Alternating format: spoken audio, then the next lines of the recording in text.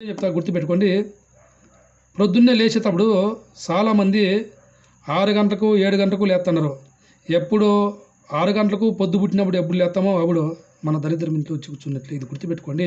అది మంచిది కాదు ఎవరికే కానీ. దరిద్రం ఇంట్లో వచ్చి కూర్చున్నట్లే. 6 గంటల పైన లేయకూడదు ఎవరికైనా.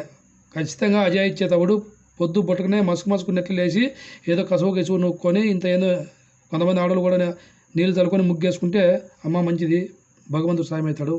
అంతేగాని ఎప్పుడో 8 గంటలకు 9 గంటలకు లేస్తే అది సంసారమేనా, అది పనేనా, అది పద్ధతి కాదు అని చెబుతారు. ప్రతి ఒక్కరు గుర్తుపెట్టుకోండి. పొద్దుగల లేచి ఇల్లు వాకిలు అలుపుకొని మనసంగా చేసుకుంటే మీకు దేవుడు సాయమవుతాడు. ఒకవేళ ముసలోళ్ళు ఉంటే పనుకొని, ముసలితో పనిలే. 80 ఏళ్ళు 90 ఏళ్ళు ముసలోళ్ళు ఎంతన్నా పనుకొని సమలే. సన్న పిల్లలు పనుకో సమలే. 30 ఏళ్ళు 40 ఏళ్ళు 20 ఏళ్ళు పనుకోకూడదు. పొద్దు పుట్టిదాకా పొద్దుగల లేచి చేసుకుంటే మనకు అదృష్టం కలిసి వస్తుంది. ఇది పద్ధతి అని చెప్తుండా. బాయ్ ఫ్రెండ్స్, నచ్చితే లైక్ కొట్టండి, సబ్స్క్రైబ్ చేసుకోండి.